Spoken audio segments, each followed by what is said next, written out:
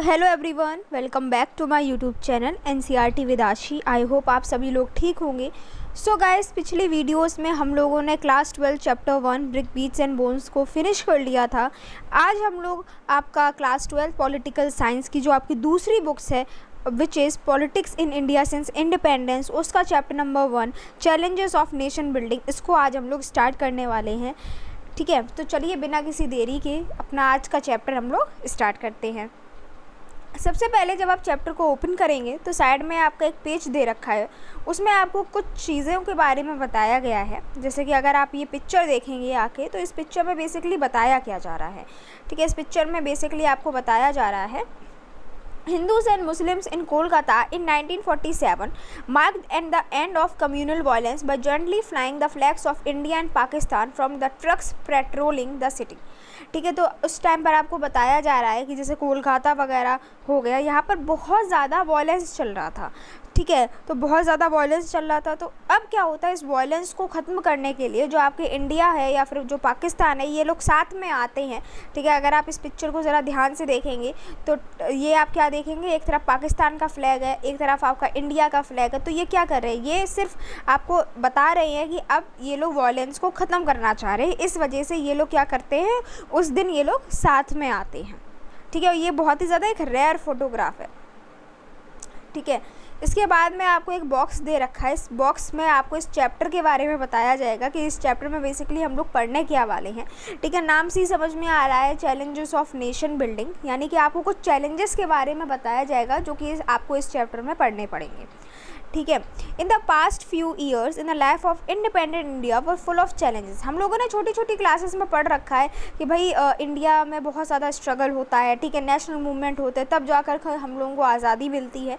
लेकिन आज़ादी के बाद भी हम लोगों को काफ़ी ज़्यादा चैलेंजेस को फेस करना पड़ता है। ठीक है, और ये चैप्टर या इसके आने वाले जो आपके एक दो चैप्टर है वो भी इसी चैलेंजेस को ही दर्शा रहे होंगे कि बेसिकली क्या क्या चैलेंजेस थे जो इंडिया को आफ्टर इंडिपेंडेंस फेस करने पड़े। Some of the most pressing ones concern national unity and territorial integrity of India.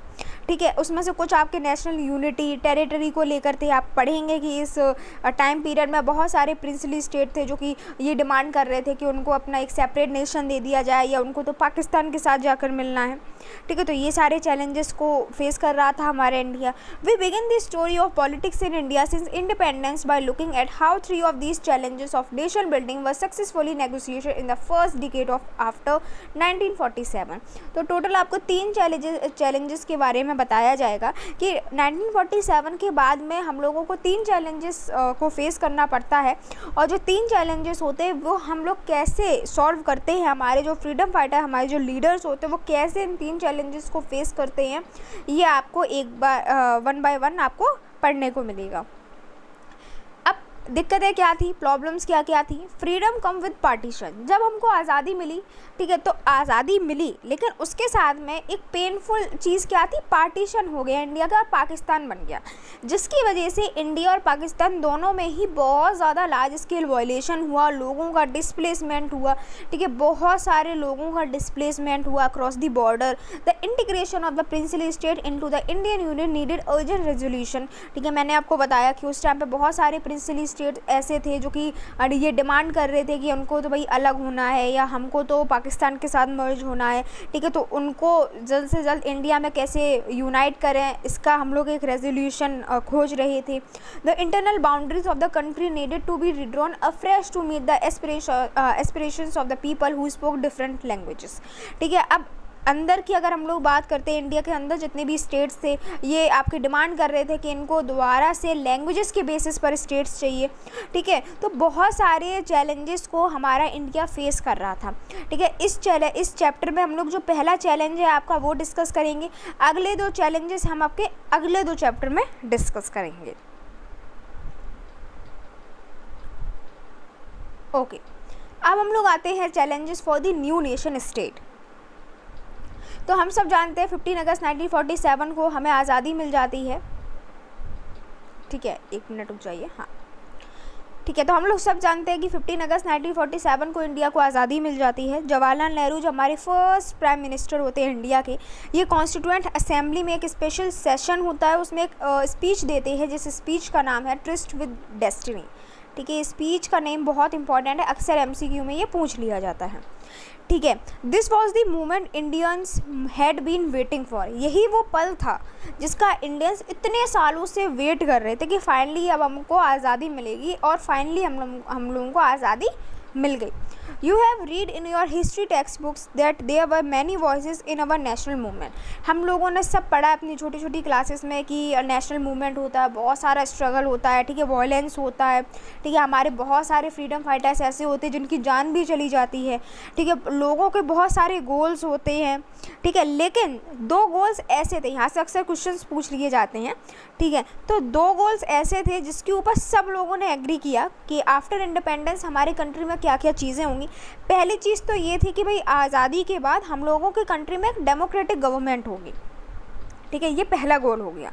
दूसरा गोल क्या था, ये जो गवर्नमेंट होगी, यानी कि ये जो डेमोक्रेटिक गवर्नमेंट होगी, क्योंकि इसको लोग जो हैं ये इलेक्ट करके भेजेंगे, ये जो गवर्नमेंट होगी ये सबके लिए अच्छा करेगी, ऐसा नहीं है डिस्क्रिमिनेशन करेगी, ये पुअर है या फिर ये सोशली डिसएडवांटेज्ड ग्रुप है, ऐसा नहीं है, ये सबके लिए अच्छा करेगी, चाहे गरीब हो या फिर आपका सोशली डिसएडवांटेज्ड ग्रुप हो, कोई भी हो, इससे मायने नहीं रखता है, बस ये जो गवर्नमेंट होगी सबके लिए अच्छा करेगी। ठीक है, अब आज़ादी मिल चुकी है और अब ये टाइम आ गया है कि हम अपने प्रॉमिस को फुलफ़िल करें। ठीक है, अब अपने प्रॉमिस को क्या करें, फुलफ़िल करें। बट जितना आसान ये लग रहा है ना कहने में, उतना आसान है नहीं। क्यों? This was not going to be easy, इतना आसान नहीं था। क्यों? क्योंकि इंडिया जो है ये आपका एक ऐसा नेशन स्टेट है जो कि बहुत ज़्यादा डिफ़िकल्टीज़ में आज़ाद हुआ है। कैसी difficulties? Perhaps no other country by then was born in a these situation more difficult than that of India in 1947। ठीक है, ये अक्सर लाइन जो है ये आपकी पूछ ली जाती है। मैं आपको बताती चलूँगी कहाँ से क्वेश्चन आपके बन सकते हैं, कहाँ से नहीं बन सकते हैं। यानी कि कोई और कंट्री इतनी मुश्किल में आज़ाद नहीं हुआ होगा जितना मुश्किल में हमारी इंडिया आज़ाद हुई थी। ठीक है, इसीलिए 1947 जो आपकी ईयर है इसको इसमें बहुत ज़्यादा वायलेशन हुआ है। ठीक है, बहुत सारे लोगों का डिस्प्लेसमेंट हुआ है। क्यों इतना हुआ? क्योंकि हम लोगों को आज़ादी तो मिली, लेकिन आज़ादी के साथ में हम लोगों का पार्टीशन भी हो गया, पाकिस्तान भी बन गया। ठीक है, तो इतना ज़्यादा आसान नहीं था हमारे लीडर्स के लिए, ठीक है, हमारे न्यू नेशन के लिए कि हम इन चैलेंजेस को कैसे फुलफ़िल करें। ठीक है, तो ये इसमें आपको ये बताया जा रहा है। ठीक है, ये आपकी एक इमेज है जहाँ पर आपके प्राइम मिनिस्टर जवाहरलाल नेहरू जो हैं ये आपके रेड फोर्ट पर आपके बोल रहे हैं। ठीक है, स्पीच दे रहे हैं, तो ये आपकी उसकी इमेज है। ठीक है, 1947 15 अगस्त 1947 की आपकी इमेज है। ओके, ये उस टाइम पर जब आपका इंडिया आज़ाद हुआ था ना, तो ये उस टाइम का जो आपका हिंदुस्तान टाइम्स है उस टाइम पर एक ऐसी हेडलाइन आपकी आई थी, the end of 200 years old British rule in India. ठीक है, तो ये उस टाइम पर जो आपकी मेन हेडलाइन थी ये आई थी कि आज़ादी मिल गई है भाई भारत को, 200 साल के बाद फाइनली हम लोगों को आज़ादी मिल गई। तो आपकी उसकी कटिंग है जो हमारी एनसीईआरटी में दे रखी है। ठीक है, उसके अलावा महात्मा गांधी जी ने भी आपकी एक बहुत ही प्यारी कोटेशन बोली है। उन्होंने बोला है, tomorrow we shall be free from the slavery of British domination. यानी कि कल हम लोग आज़ादी, ये जो ब्रिटिश डोमिनेशन है उसकी ग़ुलामी से आज़ाद हो जाएंगे, लेकिन आज रात को पार्टीशन भी इंडिया का हो जाएगा। कल खुशी मनाने का दिन तो है, साथ में रोने का भी दिन भी है। क्यों खुशी क्यों मनाएंगे? क्यों? क्योंकि 200 साल के बाद फाइनली ब्रिटिश रूल जो आपका है वो एंड हो रहा है। दूसरी बात ये, हम गम क्यों मनाएंगे, हम रोएंगे क्यों? क्योंकि पार्टीशन हो रहा है, पाकिस्तान बन रहा है। ठीक है, तो ये आपके महात्मा गांधी ने 14 अगस्त 1947 को आपका कोटेशन दिया था।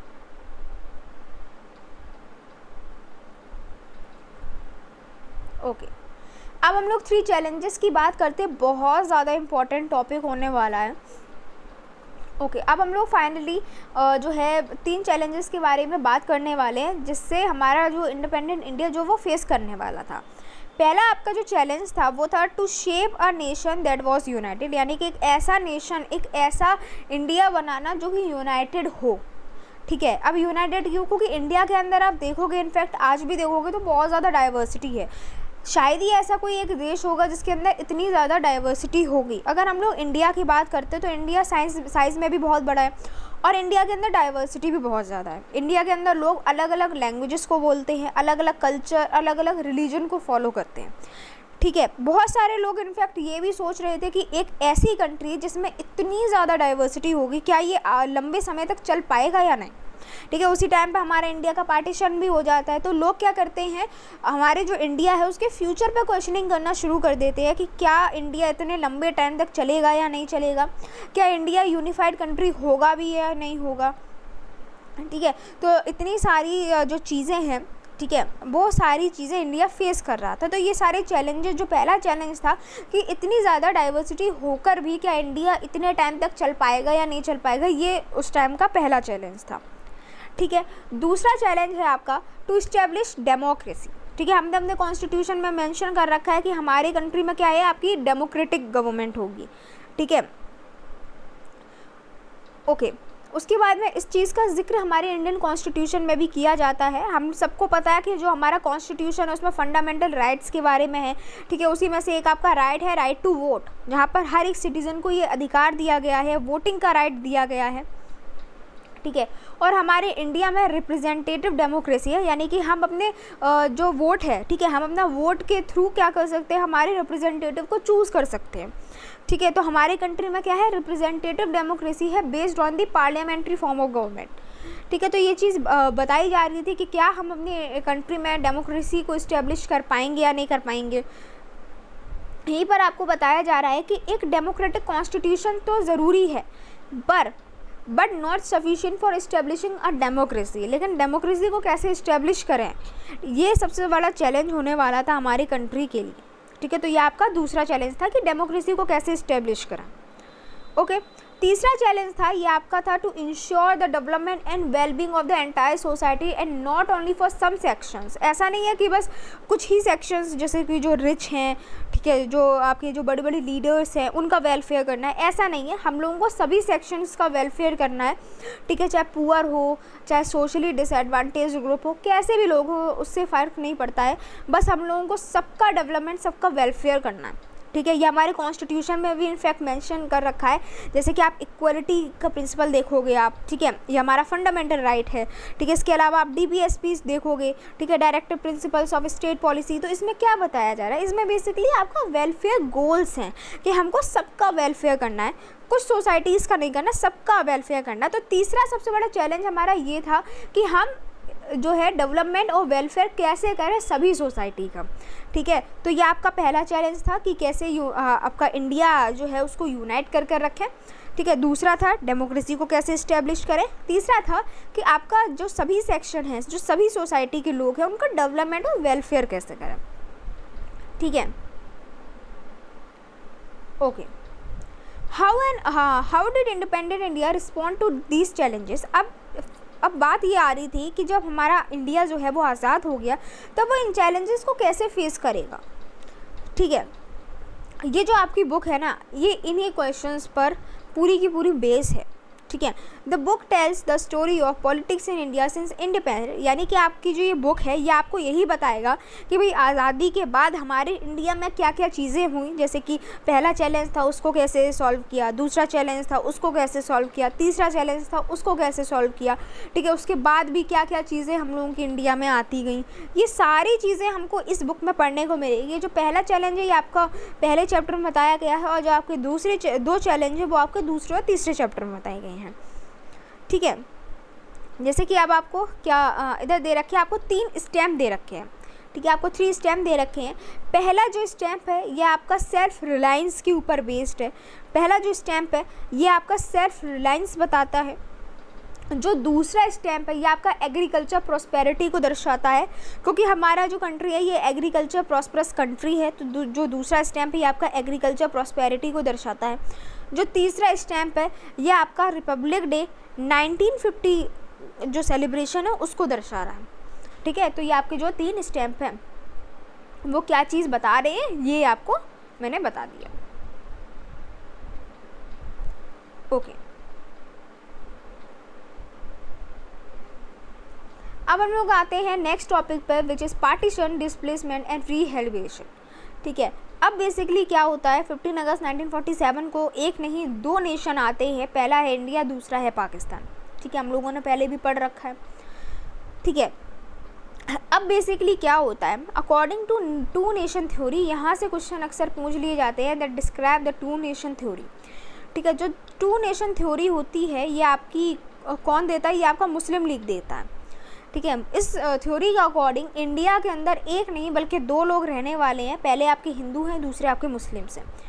ठीक है, इसी वजह से ये क्या करते हैं, पाकिस्तान को डिमांड करते हैं कि भाई आप क्या करो, मुस्लिम जो लोग हैं, मुस्लिम पीपल के लिए आप अपना अलग कंट्री बना दो जो कि आपका पाकिस्तान होगा।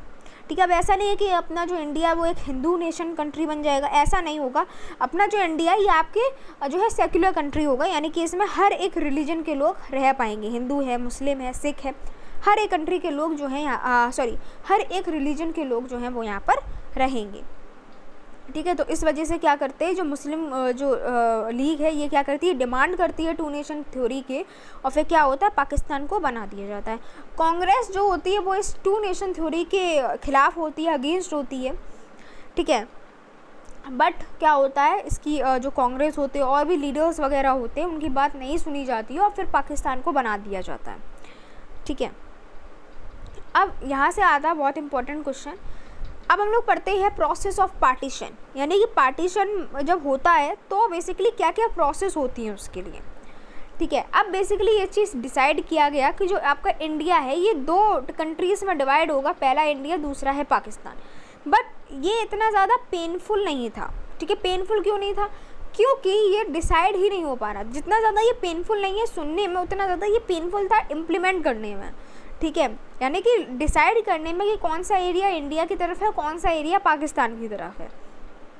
ठीक है, the idea might appear simple but it presented all kinds of difficulties. ये आइडिया सुनने में तो मे बी सिंपल लग रहा होगा कि बहुत ज़्यादा इजी है कि भाई इंडिया है, पाकिस्तान है, दिक्कत ही क्या है, प्रॉब्लम ही क्या है, लेकिन ये बहुत ज़्यादा, इसमें बहुत ज़्यादा डिफ़िकल्टीज़ हैं ये पता लगाने में कि कौन सा एरिया इंडिया की तरफ है, कौन सा एरिया पाकिस्तान होगा। ठीक है, पहला जो चैलेंज था, पहला जो प्रोसेस था, ठीक है, यहाँ से ये क्वेश्चन बन जाएंगे आपके कि बताओ प्रोसेस बताओ पार्टीशन के। जो आपका पहला प्रोसेस है ये होने वाला है कि हम लोगों ने डिसाइड किया था, यानी कि जो एरिया है ये आपका, जिस एरिया में मुस्लिम ज़्यादा होंगे उस एरिया को आपका पाकिस्तान बना दिया जाएगा, जिस एरिया में हिंदू ज़्यादा होंगे उस एरिया को आपका इंडिया बना दिया जाएगा। ये बेसिकली डिसाइड किया गया था। बट जो पहला आपका प्रोसेस था उसमें बेसिकली बोला गया था मुस्लिम मेजॉरिटी। ठीक है, यानी कि आपका एक भी एरिया, एक भी सिंगल बेल्ट ऐसी नहीं थी जहाँ पर मुस्लिम मेजॉरिटी हो। ठीक है, बेसिकली दो एरियाज ऐसे थे जहाँ पर आपकी मुस्लिम कंसंट्रेशन ज़्यादा था, यानी कि दो एरिया ऐसे थे जहाँ पर मुस्लिम पॉपुलेशन ज़्यादा थी। ठीक है, पहला था आपका वेस्ट की तरफ, दूसरा था आपका ईस्ट की तरफ। ठीक है, इसलिए ये डिसाइड किया गया कि जो आपका न्यू कंट्री होगा विच इज़ पाकिस्तान, इसकी एक नहीं दो टेरिटरी होंगी। ठीक है, क्योंकि दो तरफ मुस्लिम पॉपुलेशन ज़्यादा थी। पहला होगा आपका वेस्ट पाकिस्तान, दूसरा होगा ईस्ट पाकिस्तान। ठीक है, ईस्ट पाकिस्तान आप जानते हैं आज के टाइम पर बांग्लादेश का पार्ट है। कैसे क्या प्रोसेस का भी हम लोग आगे डिस्कस करेंगे। ठीक है, अब बेसिकली बीच में आपका, जैसे सपोज ये आपका इंडिया है, एक मिनट, ठीक है, ये आपका इधर होगा ईस्ट पाकिस्तान। ठीक है, और ये इधर आपका होगा वेस्ट पाकिस्तान, और बीच में आपका इंडिया होगा। ठीक है, यानी कि दो टेरिटरी हो जाएंगी आपकी पाकिस्तान की।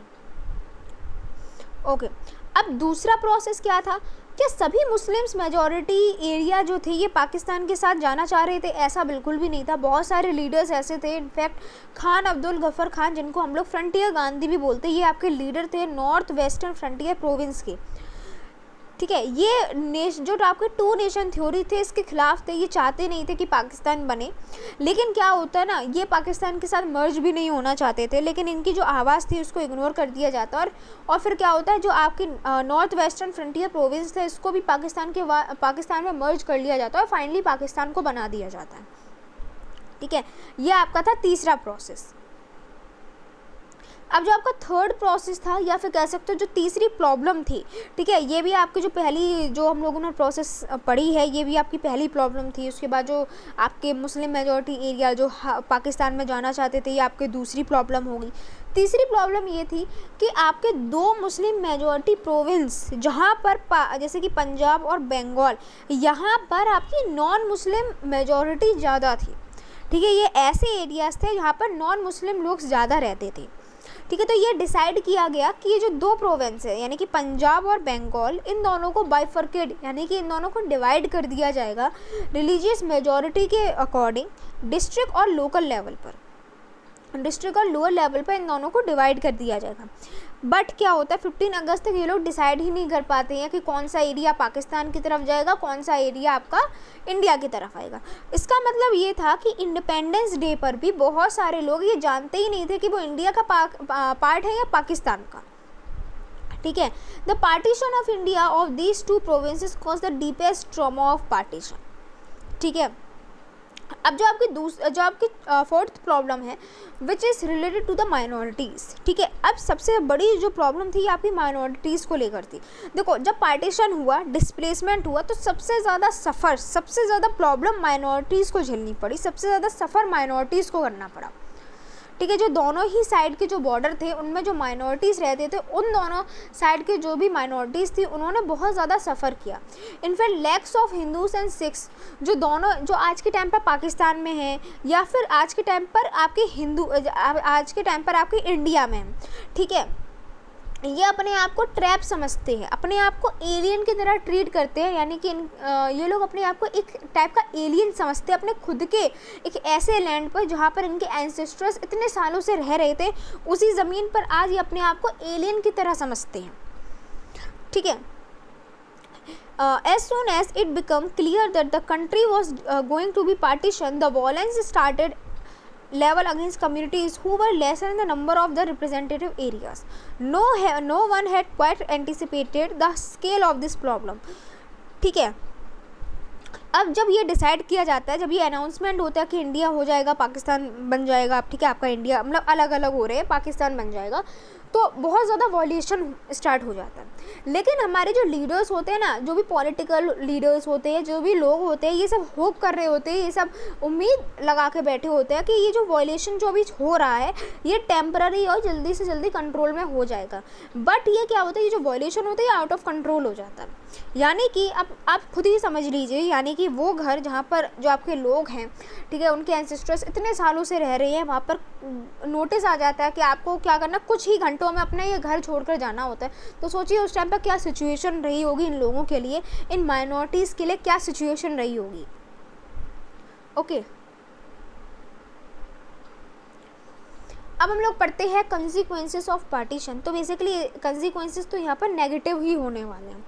द ईयर 1947 जो आपका ईयर होता है ना, इसमें बहुत ज़्यादा अनप्लान्ड और ट्राजिक ट्रांसफ़र होता है लोगों का। यानी कि इस टाइम पीरियड में जो पॉपुलेशन जो ट्रांसफ़र होती है सबसे ज़्यादा होती है। ठीक है। बॉर्डर के दोनों ही साइड यानी कि इंडिया में, पाकिस्तान में, ठीक है, एक पर्टिकुलर कम्युनिटी के लोग दूसरी पर्टिकुलर कम्युनिटी को बहुत ज़्यादा मार रहे थे, बहुत ज़्यादा मेम कर रहे थे। मेम का मतलब होता है एक पर्टिकुलर इंसान को इतनी हद तक मार देना कि वो दोबारा सही भी ना हो पाए। ठीक है, तो उसको बोला जाता है मेम। तो इतनी हद तक एक कम्युनिटी के लोग दूसरी कम्युनिटी को मारे जा रहे थे। ठीक है, तो आप समझ सकते हो कितनी बुरी सिचुएशन उस टाइम पर हो रही होगी। ठीक है, सिटीज़ जैसे कि लाहौर, अमृतसर, कोलकाता, ये जो सिटीज़ थी आपकी, इनको कम्यूनल जोन्स डिवाइड कर दिया गया। ठीक है, इन सिटीज़ को कम्यूनल जोन्स डिवाइड कर दिया गया। क्यों कर दिया गया? क्योंकि इन सिटीज़ में बहुत ज़्यादा वॉयलेशन हो रहा था। Muslims would avoid going into an area where mainly Hindus और सिख लिव।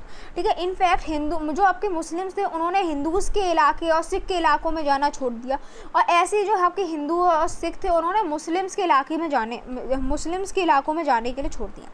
यानी कि एक दूसरे के एरिया में ये लोग नहीं आ रहे थे। ठीक है, forced to abandon their homes and move across borders, people went through immense suffering. बहुत ज़्यादा सफ़र कर रहे थे ये लोग। Minorities on both sides of the border fled their home and temporary shelter in refugee camps. ये लोग अपने घर को छोड़कर भाग रहे थे। ठीक है, अपनी जो लाइफ थी ये रिफ्यूजी कैंप्स में बिता रहे थे। ठीक है, इसके अलावा जो आपकी एडमिनिस्ट्रेशन थी, पुलिस थी, ये भी इन लोगों की कोई हेल्प नहीं कर पा रही थी। ठीक है, ये लोग इतनी लंबी लंबी जो आपकी ट्रैवल होती थी अपने पैरों से किया करते थे। सोचो 1-2 किलोमीटर की बात नहीं थी, न जाने कितने किलोमीटर ये लोग पैरों से चले होंगे, कितना ज़्यादा सफ़र किया होगा उस टाइम पर जब ये लोग जर्नी जब ये लोग चलते थे। ठीक है, जब ये लोग अपनी जर्नी शुरू करते थे, ट्रैवल करते थे, उस टाइम पर बहुत सारे लोगों को अटैक किया जाता था। ठीक है, माइनॉरिटीज़ के ऊपर अटैक किया जाता था, इनको मारा जाता था, इनफैक्ट विमेंस का तो रेप तक हो जाता था। ठीक है, विमेंस के भी काफ़ी ज़्यादा प्रॉब्लम्स वगैरह हुई। ठीक है, यहाँ पर विमेंस का अक्सर क्वेश्चन फंस जाता है कि बताओ विमेन जो माइनॉरिटीज़ विमेंस थी उन्होंने क्या क्या चीज़ें फेस की। पहला तो आप ये लिखेंगे कि जब ये लोग ट्रैवल किया करते थे तो विमेंस का रेप तक हो जाया करता था। दूसरा ये था कि थाउजेंड्स ऑफ विमेन जो थी वो अबडक्ट कर ली जाती, यानी कि उनको अपना ज़बरदस्ती उनका रिलीजन चेंज करवा दिया जाता था, उनकी फोर्सफुली मैरिज कर दी जाती थी। और कभी कभार फैमिली ओनर बचाने के लिए जो खुद के जो उनके फैमिली मेम्बर्स होते थे विमेन को मार दिया करते थे। ठीक है, तो सोच रहे हो कितनी बुरी सिचुएशन उस टाइम पर रही होगी। ठीक है, बहुत सारे चिल्ड्रंस ऐसे थे जिनको अपने पेरेंट्स से दूर कर दिया गया, जो पार्टीशन के दौरान, ठीक है, ट्रैवल के दौरान बिछड़ गए अपने पेरेंट्स से। ठीक है, बहुत सारे लोग जो थे उनके पास उनका खुद का घर नहीं था। बहुत सारे जो लैक्स ऑफ पीपल थे ये आपके रिफ्यूजी कैंप्स में लोगों ने अपना जीवन बिताया। बहुत सारे लोगों के लिए तो इनफैक्ट जो आपका कंट्री की जो आज़ादी थी उसका मतलब तो सिर्फ यही था कि उनका जो जीवन है वो रिफ्यूजी कैंप्स में बीतेगा। ठीक है, तो आप सोच सकते हो, मैं सिर्फ बता ही सकती हूँ, लेकिन आप एक बार इमेजिन करके देखोगे उस टाइम पे सिचुएशन कितनी ज़्यादा जो है ख़तरनाक हुई होगी, कितनी ज़्यादा पेनफुल हुई होगी।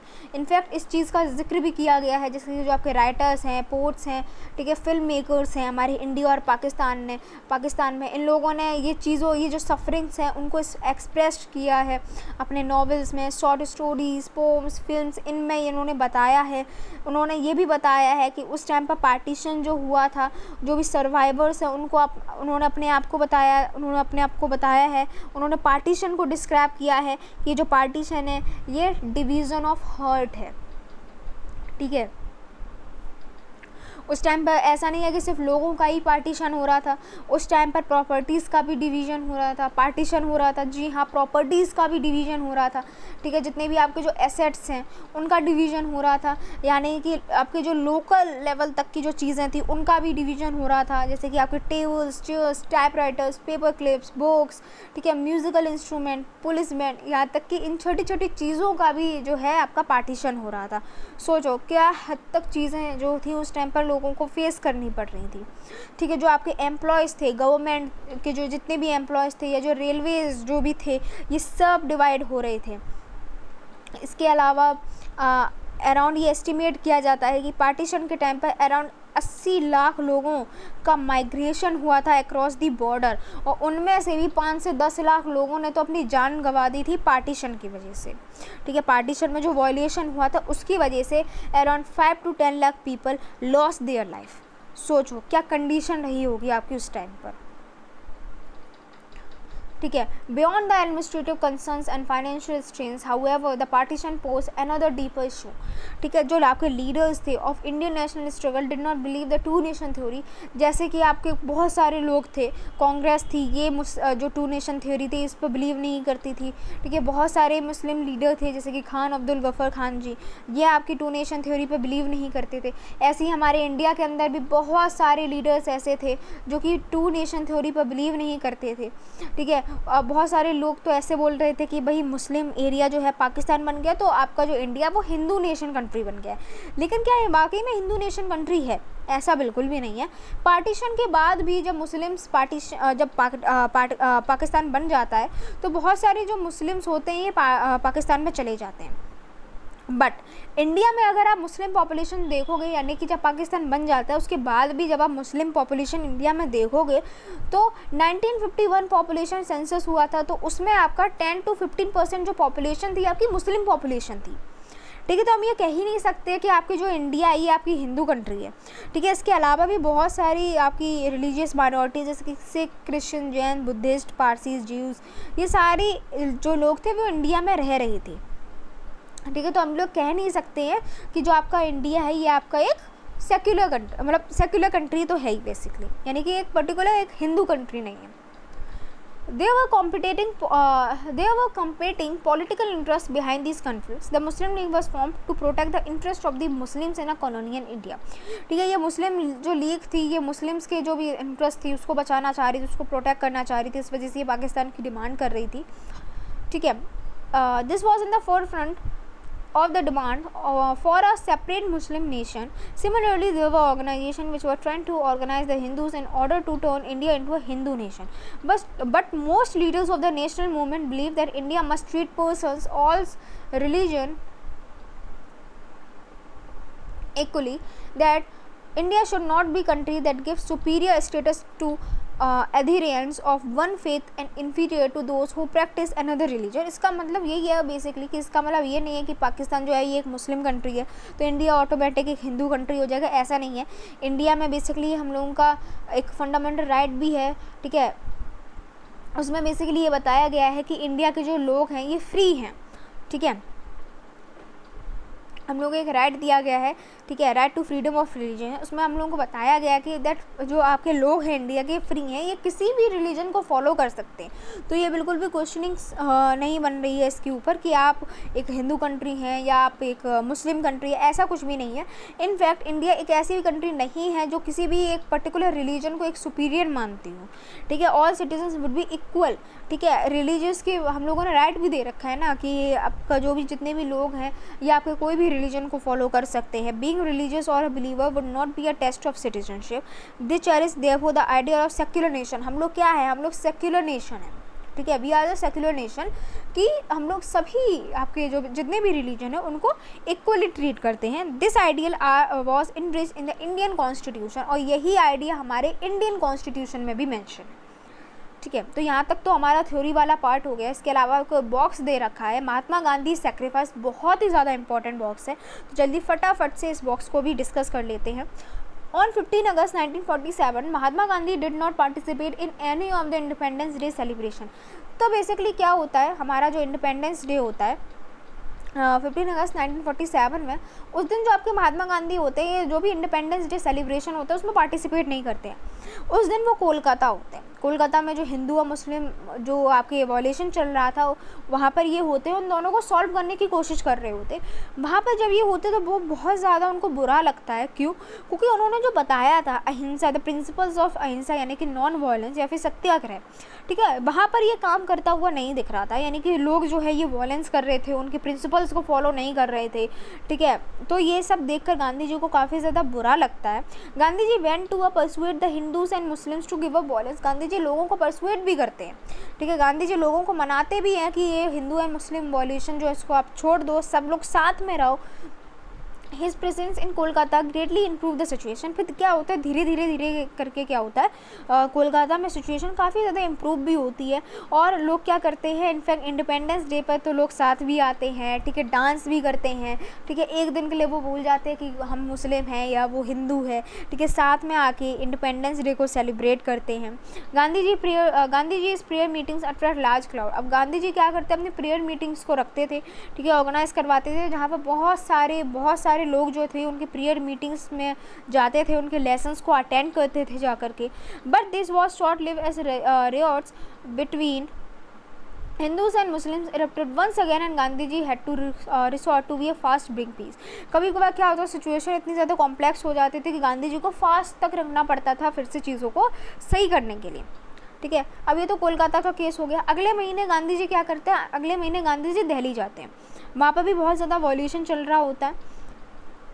ठीक है, he was deeply concern about ensuring the Muslims should not be allowed to stay in India with dignity as equal citizens. ठीक है, अब वहाँ पर जब दिल्ली में जब गांधी जी जाते हैं तो इस चीज़ का वो कंसर्न दिखाते हैं कि भाई जो मुस्लिम जो अब इंडिया में रह रहे हैं ना उनको भी इक्वली ट्रीट किया जाए जैसे बाकी सब सिटीजन्स को किया जा रहा है. ठीक है, उसके अलावा ये भी बोलते हैं कि इंडिया और पाकिस्तान को अपने रिलेशंस काफ़ी ज़्यादा सही करने चाहिए. ठीक है, he was unhappy what he show the government in the India's government decision not to honour its financial commitments to Pakistan.